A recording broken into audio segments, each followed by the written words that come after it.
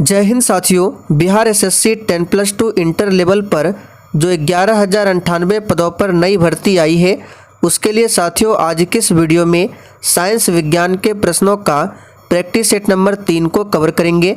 और साथियों इससे पहले बिहार एसएससी के लिए जितने भी क्लास कराए गए हैं सभी क्लास को एक ही प्लेलिस्ट में डाल दिया गया है और उस प्लेलिस्ट का लिंक आपको इसी वीडियो के नीचे डिस्क्रिप्शन बॉक्स में मिल जाएगा, तो आप लोग जाकर देख सकते हैं। तो चलिए फटाफट से आप सभी लाइव में जुड़ जाइए और जितने भी नए अभ्यर्थी चैनल पर पहली बार आए हैं आप लोग क्लास टाइमिंग को भी नोट कर लीजिए। ये क्लास आपको डेली दोपहर 3 बजे लाइव चैट के साथ दिया जाएगा।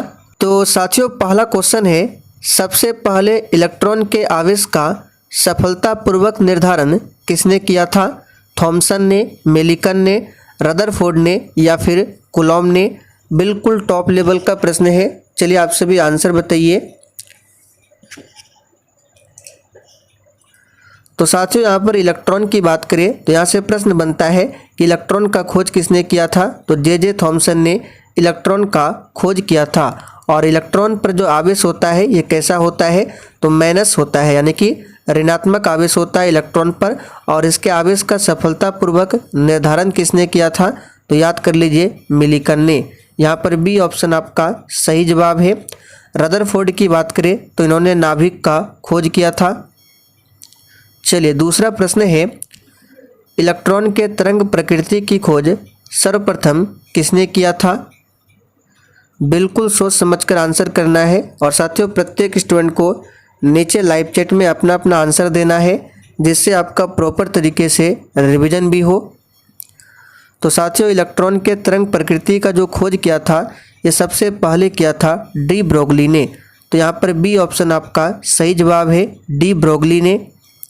चलिए आगे देखिए, निम्न में से क्या एक मिश्रण नहीं है? चलिए तीसरे प्रश्न के लिए आंसर बताएंगे, सभी ऑप्शन को ध्यान से देखिए। और साथियों बिहार एसएससी 10+2 के लिए जो पिछले बार एग्जाम लिया गया था और उस एग्ज़ाम में जितने भी जीके जीएस के प्रश्न पूछे गए थे उनको हम लोगों ने ऑलरेडी कवर कर लिया है। तो जिन्होंने उस वीडियो को नहीं देखा है उसका लिंक आपको इसी वीडियो के नीचे डिस्क्रिप्शन बॉक्स में मिल जाएगा, आप लोग जाकर देख सकते हैं। तो निम्न में से क्या एक मिश्रण नहीं है? तो याद रखिएगा इसका सही जवाब है ऑप्शन डी ग्रेफाइट, ये मिश्रण नहीं है। चलिए आगे देखिए, पानी और चौक जिसको खड़िया कहते हैं इसके मिश्रण को पृथक किया जा सकता है। चलिए बिल्कुल सेलेक्टेड क्वेश्चन है, फटाफट से आंसर कीजिए। और साथियों हम लोग बिल्कुल 0 लेवल से क्लास को स्टार्ट किए हैं और ये साइंस का तीसरा प्रैक्टिस सेट है, इसलिए आप लोग डेली क्लास को अटेंड कीजिए। तो देखिए पानी और चौक जिसको खड़िया कहते हैं इसके मिश्रण को पृथक किया जाता है अवसादन विधि द्वारा। तो यहाँ पर सी ऑप्शन याद कर लीजिए, अवसादन। नेक्स्ट है, निम्नलिखित में से कौन सा तत्व प्रबल क्षारीय ऑक्साइड बनाता है जब ऑक्सीजन में जलता है? चलिए आप सभी 5 के लिए फटाफट से आंसर बताएंगे। और साथियों जिसने अभी तक सेशन को लाइक नहीं किया है तो प्लीज़ आप सभी से रिक्वेस्ट है कि आप सभी सेशन को फटाफट से लाइक कर दीजिए। तो कौन सा तत्व प्रबल क्षारीय ऑक्साइड बनाता है? तो याद रखिएगा सोडियम। यहाँ पर बी ऑप्शन आपका सही जवाब है। सोडियम का सिंबल Na होता है, परमाणु क्रमांक 11 और इलेक्ट्रॉनिक विन्यास 281 होता है। चलिए आगे देखिए, टैकोमीटर वह उपकरण है जिससे नापा जाता है। चलिए 6 के लिए आप सभी आंसर बताएंगे। और साथियों यहाँ पर ध्यान दीजिए 1 तारीख को आपका क्लास बंद रहेगा, यानी बिहार एसएससी 10+2 के लिए 1 तारीख यानी 1 अक्टूबर को आपका क्लास बंद रहेगा। तो टैकोमीटर वह उपकरण है जिससे मापा जाता है चाल को। किसको मापा जाता है? चाल। एक पूछा जाता है पायरोमीटर, तो पायरोमीटर से उच्च तापमान को मापा जाता है। बैरोमीटर पूछा जाता है जो कि वायुमंडलीय दाब को मापता है। गति का अध्ययन क्या कहलाता है? चलिए 7 के लिए आंसर कीजिए, गति का अध्ययन क्या कहलाता है? तो प्यारे साथियों गति का जो अध्ययन है ये कहलाता है क्या? तो याद रखिएगा काइनेमेटिक्स। यहाँ पर पहला ऑप्शन सही है। चलिए आगे देखिए, जब लिफ्ट की रस्सी टूट जाती है तो लिफ्ट में बैठा व्यक्ति कैसा अनुभव करता है? चलिए आप सभी 8 के लिए आंसर बताएंगे और इससे पहले 2 प्रैक्टिस सेट का जो पीडीएफ है वो टेलीग्राम पर अपलोड कर दिया गया है, आप लोग जाकर डाउनलोड कर सकते हैं। तो देखिए, जब लिफ्ट की रस्सी टूट जाती है तो लिफ्ट में बैठा हुआ जो व्यक्ति है वो क्या अनुभव करता है, तो भार शून्य होता है। तो यहाँ पर सी ऑप्शन आपका सही जवाब है। जो व्यक्ति लिफ्ट में बैठा होता है उसको लगता है कि भार क्या है, शून्य हो गया है। निम्नलिखित में से किसमें घर्षण बल न्यूनतम होता है? चलिए सभी ऑप्शन को ध्यान से देखिए। और साथियों, अगर आपको किसी भी प्रश्न में थोड़ा भी डाउट होता है या फिर कुछ पूछना हो तो आप लोग कमेंट बॉक्स में ज़रूर पूछिए। तो किसमें घर्षण बल न्यूनतम होगा, तो याद रखिएगा इसका सही जवाब है ऑप्शन बी, रोलिंग में क्या होगा, घर्षण बल न्यूनतम होगा। फोटोग्राफी में मुख्य रंग कौन कौन से होते हैं? देखिए, फोटोग्राफी में प्राथमिक रंग का इस्तेमाल होता है और प्राथमिक रंग कौन कौन से हैं, तो इसके लिए याद रखिएगा आरजीबी। आरजीबी क्या है, तो प्राथमिक रंग है, रेड, ग्रीन और ब्लू। अब यहाँ पर कुछ बच्चे येलो बताते हैं, तो येलो प्राथमिक रंग नहीं है। तो फोटोग्राफी में कौन कौन सा होगा, आरजीबी। तो लाल, हरा, नीला, देखिए सी ऑप्शन में दिया है, रेड, ब्लू और ग्रीन। एंटीबायोटिक क्लोरेलिन किससे प्राप्त होता है? चलिए 11 के लिए आंसर बताएंगे फटाफट से। और विश्व का पहला एंटीबायोटिक पूछे कौन सा है, तो पेनिसिलिन, जिसकी खोज की थी किसने, अलेक्जेंडर फ्लेमिंग ने। सारे फैक्ट को ध्यान रखें। तो एंटीबायोटिक क्लोरेलिन किससे प्राप्त होता है, तो याद रखिएगा यहाँ पर 11वें प्रश्न का सही जवाब क्या है, तो ये प्राप्त होता है शैवाल से। यहाँ पर सी ऑप्शन सही है, शैवाल से प्राप्त होता है। शैवाल का अध्ययन क्या कहलाता है, तो फाइकोलॉजी, याद रखिएगा हमने आपको बताया था। और कवक का अध्ययन कहलाता है माइकोलॉजी। आगे देखिए, पुष्पहीन पादपों को क्या कहते हैं? चलिए 12 के लिए आंसर कीजिए। पुष्पहीन पादपों को क्या कहा जाता है? तो साथियों, पुष्पहीन पादपों को कहा जाता है क्रिप्टोगैम्स, जो कि सी ऑप्शन में दिया गया है। निम्नलिखित में से कौन सी तंत्रिका तंत्र की मूलभूत संरचनात्मक एवं प्रकार्यात्मक इकाई है? तो ये 10th लेवल का क्वेश्चन है, बहुत ही सिंपल है। इसका सही जवाब है क्या, तो याद रखिएगा न्यूरॉन। ये क्या है, तंत्रिका तंत्र की मूलभूत संरचनात्मक एवं प्रकार्यात्मक इकाई है। चलिए आगे देखिए, निम्नलिखित वर्गों में से किस वर्ग के प्राणी गर्म रक्त वाले होते हैं? चलिए आंसर कीजिए 14 के लिए, किस वर्ग के प्राणी गर्म रक्त वाले होते हैं? तो इसका सही जवाब हो जाएगा पक्षी। याद रखिएगा, पक्षी का जो रक्त होता है वो गर्म होता है। निम्नलिखित में से मानव मस्तिष्क का वह हिस्सा कौन सा है जिसमें विचारों का संग्रह होता है? चलिए आंसर बताएंगे फटाफट से 15 के लिए। मानव मस्तिष्क का बताना है वह हिस्सा कौन सा है जिसमें विचारों का संग्रह होता है। तो याद कर लीजिए, इंपॉर्टेंट प्रश्न रहेगा, ये है अग्र मस्तिष्क। यहाँ पर बी ऑप्शन सही है। पीलिया रोग शरीर के किस भाग को प्रभावित करता है? चलिए यहाँ से आपको 2 प्रश्न याद रखने हैं। अगर पूछे टाइफाइड रोग, टाइफाइड ये किसको प्रभावित करता है, तो ये आंत को डैमेज करता है, आंत को, याद रखिएगा, इंटेस्टाइन को। और पीलिया रोग जो है ये यकृत यानी लीवर को क्षति करता है। तो डी ऑप्शन सही जवाब है। और टाइफाइड के लिए कौन सा जांच होता है, तो विडाल टेस्ट, विडाल परीक्षण किया जाता है टाइफाइड की जांच के लिए। और एक होता है एड्स रोग, और एड्स के लिए कौन सा जांच है, तो एलिसा टेस्ट। सभी को ध्यान रखें। मानव शरीर की सबसे बड़ी कोशिका कौन सी है?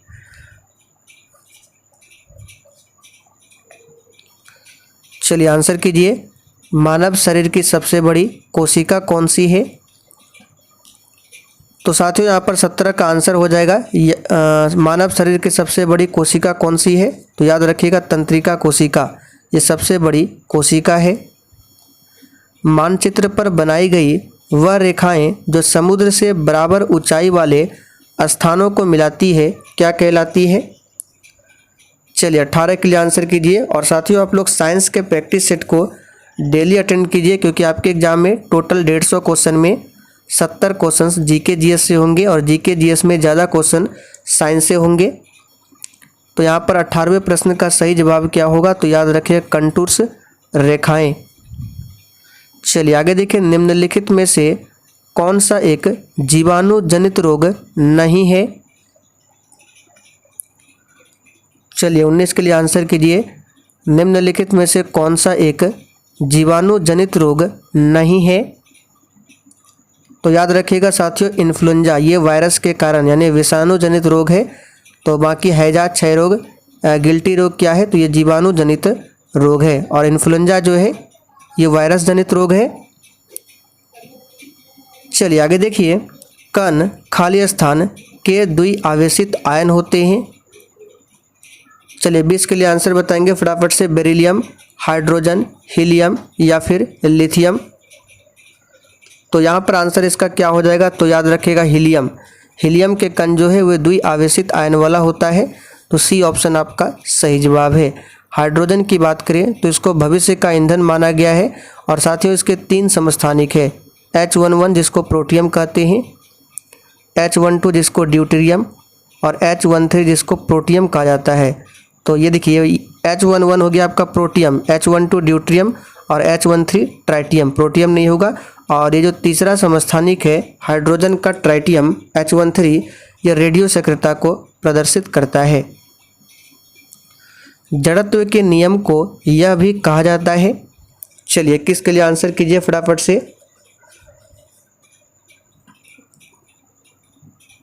तो देखिए न्यूटन ने गति के कितने नियम दिए थे, तो 3 नियम दिए थे, जिसमें से गति का जो पहला नियम है इसको कहा जाता है जड़त्व का नियम। तो यहाँ पर पहला ऑप्शन आपका सही जवाब है। निम्नलिखित में से कौन एक सदिश राशि नहीं है। चलिए सदिश राशि को व्यक्त करने के लिए परिमाण के साथ साथ दिशा की भी आवश्यकता पड़ती है। तो याद रखिएगा द्रव्यमान सदिश राशि नहीं है। बाकी संवेग, वेग, कोणीय वेग, विस्थापन, त्वरण, ये सभी क्या है, सदिश राशि के उदाहरण है। आगे देखिए, शून्य में स्वतंत्र रूप से गिरने वाली वस्तुओं की या फिर का क्या होता है।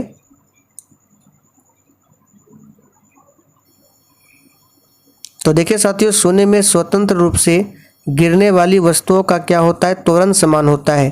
तो यहाँ पर सी ऑप्शन आपका सही जवाब है, याद कर लीजिए। प्रत्येक क्रिया के बराबर व विपरीत दिशा में एक प्रतिक्रिया होती है, यह किसका नियम है। तो बहुत ही सिंपल क्वेश्चन है, इस प्रश्न का आंसर सभी को आता होगा। तो न्यूटन का तीसरा गति नियम है। तो आंसर क्या हो जाएगा यहाँ पे, सी ऑप्शन। प्रकाश का तरंग सिद्धांत किसके द्वारा प्रतिस्थापित किया गया था। चलिए 25 के लिए आंसर बताएंगे फटाफट से। प्रकाश का तरंग सिद्धांत किसके द्वारा प्रस्तावित किया गया था, तो याद रखिएगा हाइगेंस के द्वारा। यहाँ पर बी ऑप्शन आपका सही जवाब है। प्रकाश के विद्युत प्रभाव का प्रतिपादन किसने किया था। चलिए बिल्कुल सेलेक्टेड क्वेश्चन है। और साथियों सेशन के लास्ट में आपको अपना अपना स्कोर भी कमेंट करके बताना है कि आपने कितने प्रश्नों के सही आंसर दिए हैं। तो प्रकाश के विद्युत प्रभाव का प्रतिपादन किसने किया, तो याद रखिएगा आइंस्टाइन ने। यहाँ पर सी ऑप्शन सही है। प्रकाश का वेग सर्वप्रथम किसने ज्ञात किया था। देखिए प्रकाश की चाल हवा या निर्वात में 3 गुना 10⁻8 मीटर प्रति सेकंड, ये प्रकाश की चाल है। और प्रकाश का जो वेग है सबसे पहले रोमर ने ज्ञात किया था। इस तरह से होगा रोमन नहीं होगा। और गैलीलियो याद रखना, इन्होंने टेलीस्कोप का पता लगाया था। प्रकाश का वेग अधिकतम किसमें होगा, तो बहुत ही सिंपल है, प्रकाश का वेग निर्वात में सबसे अधिक होता है। सूर्य ग्रहण के समय सूर्य का कौन सा भाग दिखाई पड़ता है। चलिए 29 के लिए आंसर कीजिए।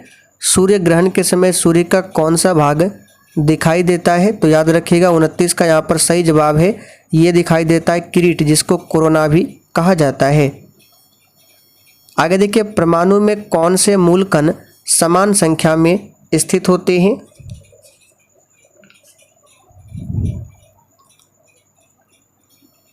तो यहाँ पर इसका सही जवाब हो जाएगा इलेक्ट्रॉन तथा प्रोटॉन। याद रखिएगा, बी ऑप्शन आपका सही जवाब है। इलेक्ट्रॉन पर ऋण आवेश होता है, प्रोटॉन पर क्या होता है, धन आवेश, और न्यूट्रॉन उदासीन होता है। निम्नलिखित में से कौन एक अस्थायी कण है? तो साथियों, अस्थायी कण कौन सा हो जाएगा, न्यूट्रॉन। क्या है, तो ये अस्थायी कण है।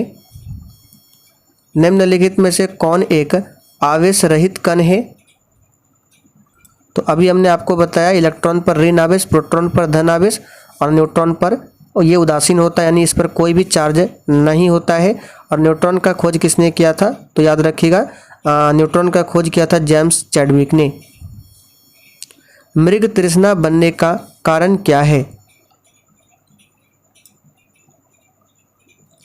देखिए, मृग तृष्णा क्या है, तो आप कभी भी जब रोड पर निकलेंगे गर्मी के समय में, तो आप लोग देखेंगे कुछ दूरी पर क्या दिखाई पड़ता है, पानी।